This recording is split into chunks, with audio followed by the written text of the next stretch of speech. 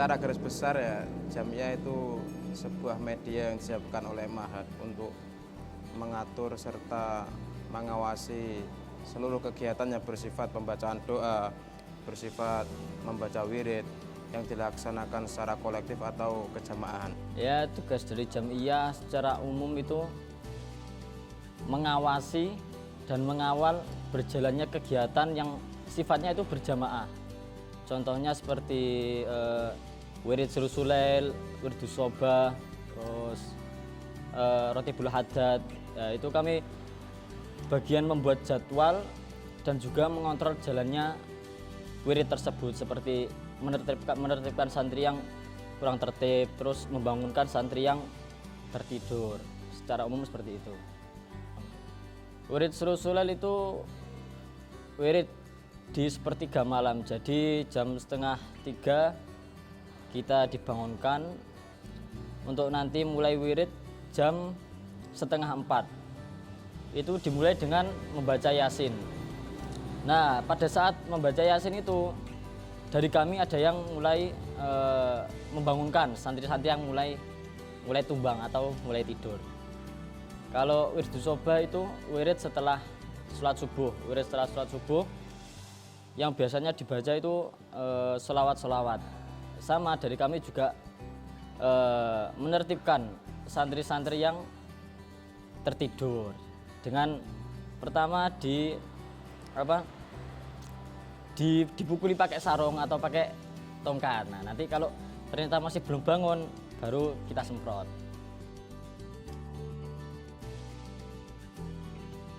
Ya, sama dengan lajnah-lajnah yang lain yang bertugas untuk mengurusi dan mengawasi bagian ketertiban dan kedisiplinan, Jamiah pun sama, kita mengurusi ketertiban dan kedisiplinan santri berupa pembacaan wirid ataupun doa.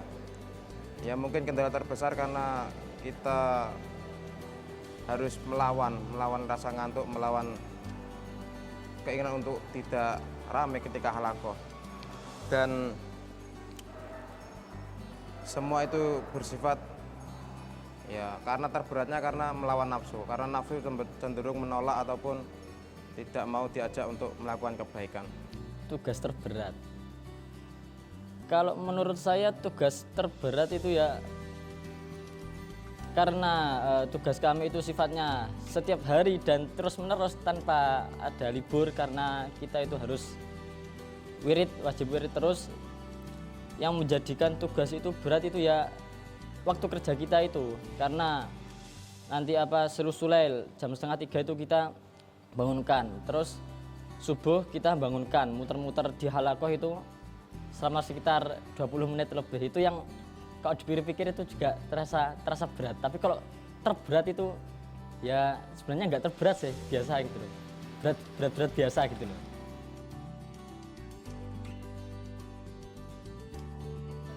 Untuk pembuatan jadwal dan penugasan jadwal kita biasanya sesuaikan dengan jenjang kelas dan kemampuannya masing-masing. Semisal untuk kelas 2 dan kelas 3 Sanawi, kita biasanya tugaskan untuk membaca atau memimpin Rotibul Haddad dan pembacaan Yasin. Untuk kelas 2 Aliyah dan kelas 3 Aliyah biasanya kita amanahkan untuk memimpin wirid Sulusul dan juga wirid Sobah. Kemudian untuk kelas Takhasus dan Mustawa Ali biasanya kita tugaskan untuk memimpin tahlilan dan juga memimpin ziarah kubur ke makom muassis Mahat. Sistem pembuatan jadwal. Kalau sistem pembuatan jadwal itu biasanya kami melihat sekira anak itu sudah mulai lancar membaca wirid, itu biasanya kelas Sanawi itu dimasukkan untuk sebagai awal memimpin Rotibul Haddad. Nanti kelas Aliyah biasanya mulai memimpin wirid Sulusul yang agak berat, mimpinnya di tengah malam jam 2:30. Terus atau yang nanti Takhasus atau Mustawa Ali nanti biasanya masuknya di antara wirid Sulusul, memimpin tahlil setelah membaca wirid maghrib setiap malam Jumat itu ada tahlilan. Jadi biasanya yang ditunjuk memimpin itu adalah kelas Takhasus atau Mustawa Ali, atau memimpin ziarah. Jadi setiap Jumat setelah asar itu kita itu ada agenda ziarah ke makom para muassis pondok ini. Nah, itu yang bertugas memimpin itu adalah teman-teman kita dari kelas takhusus atau mustawa ali. Untuk penertiban halaqah biasanya kita mulai dari penertiban posisi duduk. Nah, itu biasanya kan ada santri-santri yang kecil yang di belakang itu kita mulai ayo maju.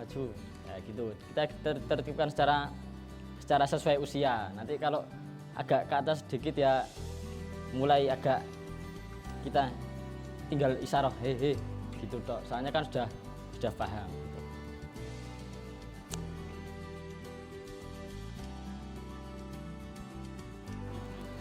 Sejauh ini yang berjalan di lapangan ya, kita berikan himbauan secara umum, kita umumkan di halaqah tentang aturan, tentang peraturan yang berlangsung di timah kita, yaitu mengenai adab ataupun tata cara dalam berhalaqah. Kalau toh kita menjumpai indisipliner di lapangan ya kita langsung tegur. Semisal ada keramaian ya kita langsung tegur langsung di lapangan. Kalau semisal kita wirid ada yang tidur ya langsung kita bangunkan. Baik itu kita bangunin secara pelan-pelan ataupun kita semprot dengan air ya itu sudah menjadi tertib urutannya. Kemudian kalau masih ada yang indisipliner dan tidak bisa ditertibkan, biasanya kita panggil ke kantor, kita kasih briefing tentang tentang peraturan yang berlaku masalah halaqah ataupun dzikir berjamaah ini.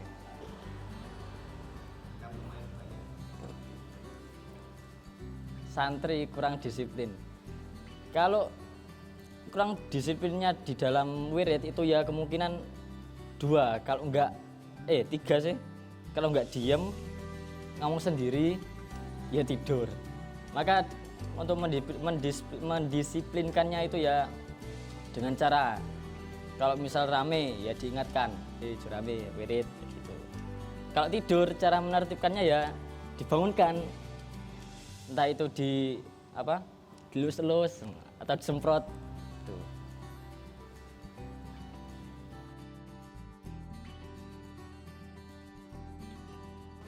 Ya kendala yang selama ini dirasakan ya mungkin sejalan dengan hari-hari ini ya. Karena kita ibaratnya Pak ya kita kan ngomong anak-anak kecil, anak banyak. Apalagi sekarang kisaran 2 tahun ini banyak santri yang notabene berasal dari jenjang sekolah SD langsung mondok, terus ya latar belakang keluarganya atau latar belakang pendidikannya belum tinggi ya. Kita harus sebisa mungkin berlaku bijak dan ya penuh kesabaran karena sebagian mereka juga masih banyak yang perindapan dan masih banyak yang badui lah tentang lingkup di sekitar pondok kita. Jadi harus kita sering kita briefing, sering kita berikan masukan supaya menjadi yang lebih baik. Oh ada. Kita kan ada program ya, Programnya itu terus menerus. Kayak seperti wirid soba itu kita ada qosaid. Jadi setelah kita membaca wirid selesai terus membaca Al-Fatihah kepada masyayikh itu kita biasanya ada pembacaan qosaid, pembacaan sholawat. Ya pembacaan secara ringan gitu.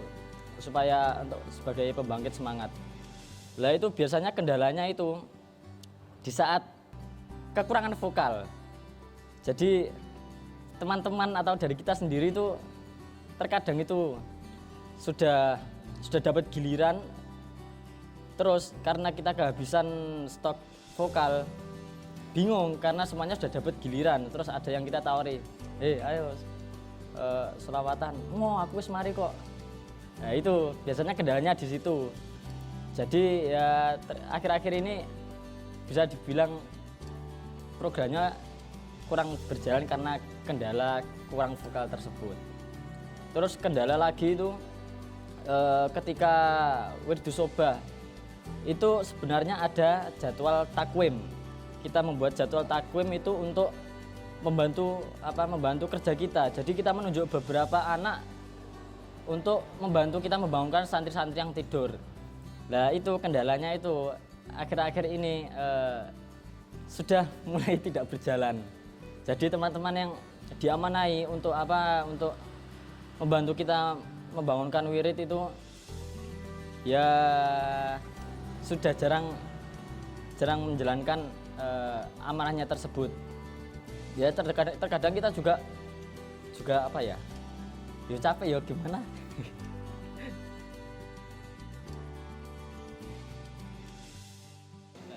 Suka duka menjadi lajnah ataupun yang mengurusi bagian jamiah banyak sukanya ya.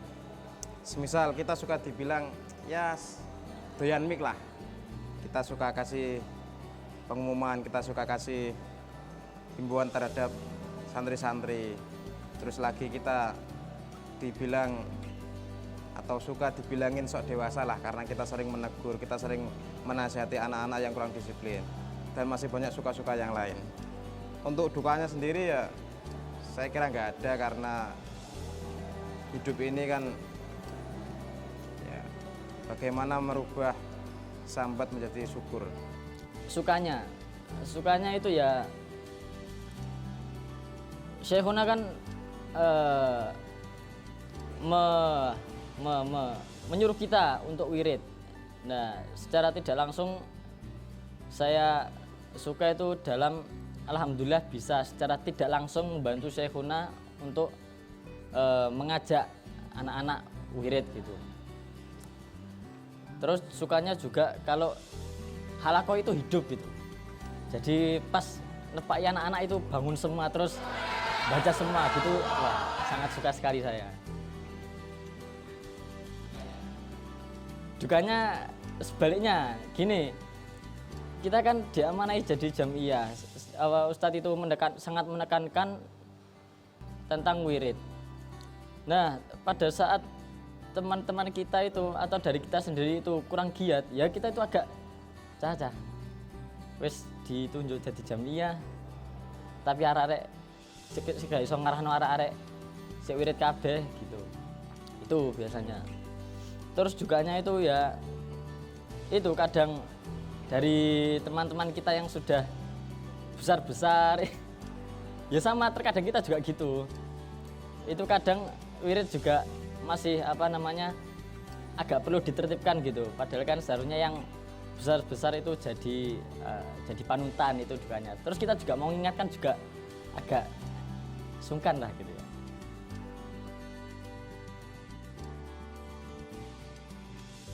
Wah, itu terlalu agak berlebihan karena seluruh kesuksesan, seluruh keberhasilan yang kita raih itu tidak terlepas daripada kesulitan ataupun kerja kita sebagai tim. Jadi sudah sepatutnya sebagai tim, namanya Lajnah Jamiah, untuk menyampaikan visi dan juga tujuan dalam kita berkhidmat supaya keberhasilan akan mudah kita capai. Untuk kaderisasi yang berjalan di lapangan sejauh ini ya biasanya kita pantau dari bawah. Semisal kita lihat ada anak yang berpotensi dalam bidang jamiah ya kita pantau, kita awasi, kemudian kita kasih porsi yang lebih daripada yang lain. Setelah itu kalau dia ada komitmen ataupun keinginan untuk berbuat lebih di jamiah ya kita kasih porsi lebih daripada yang lain. Kemudian kita amanai, paling tidak kita jadikan staf, kemudian di periode yang selanjutnya bisa masuk untuk menjadi bagian daripada Lajnah Jamiah. Pengalaman dan pelajaran sangat banyak sekali karena hidup itu adalah kanvas dalam kita belajar dan merupakan jalan untuk kita mencari pengalaman. Seperti hanya di Mu'ahad, khususnya di Lajnah Jamiah sendiri, gesekan, perbedaan pendapat, ketidakcocokan dengan teman, apalagi dengan mereka yang kita pimpin, jelas ini akan menimbulkan atau menjadikan kita lebih berpikir lebih dewasa. Apalagi kita yang diamanai untuk mengurus, jelas kita akan lebih memikirkan tentang masyarakat. Jadi kita dituntut untuk lebih dewasa dan itu akan menjadi bekal ketika kita pulang besok karena kita dituntut untuk menjadi leader pada yang kita pimpin nanti. Pengalaman, ya termasuk pengalaman baru sih. Bisa apa namanya? Bisa langsung khidmah, membantu membangunkan para santri, itu termasuk pengalaman baru. Dulu kan saya menjadi yang dibangunkan gitu. Terus kalau dibangunkan itu kayak terkadang jengkel gitu, cah lapo toh enak-enak turun tangan ini. Nah sekarang berbalik, jadi pengalaman baru. Jadi saya sekarang bagian membangunkan, terus dapat pelajaran. Oh ternyata nang ini yo pegel sih sini. Itu pelajaran secara umum seperti itu.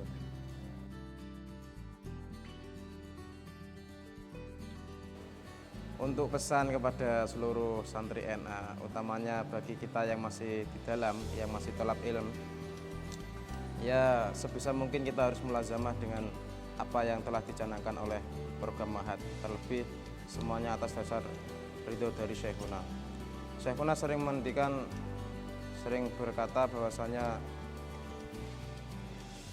perkara pokok yang wajib kita lakukan di NA, yang pertama adalah sholat jamaah, yang kedua adalah masalah wirid, kemudian khidmah dan yang lain-lain.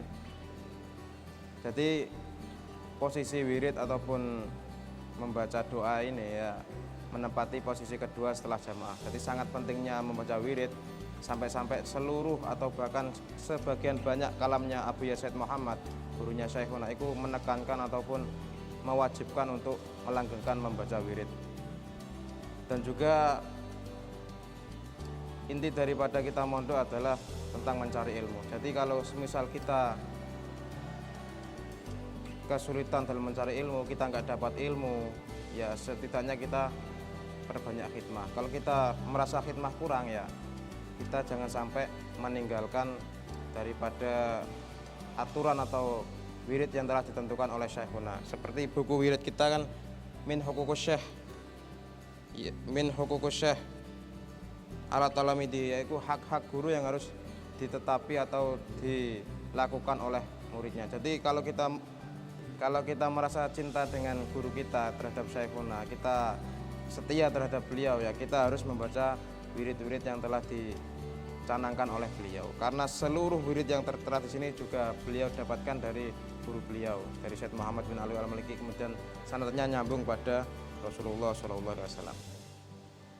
Ya apa ya, Syekhuna sendiri itu sudah sangat mencakup sekali pesannya itu tentang wirid-wirid itu. Ya cuman saya karena di sini ada poin yang harus disampaikan, yaitu harus menyampaikan, maka mengutip dari pengendikannya Syekhuna bahwa kalau pengen hidup enak, kalau wirid itu monggo rencang-rencang bersuara. Sebab jenengan datang ke halakoh itu sudah tidak celaka, tapi tidak keluar asrornya, tidak keluar rahasia dunianya. Nanti kalau panjenengan semua keras semangat, itu nanti keluar asrornya. Nanti katanya Syekhuna itu bakal dijamin hidup enak. Watan.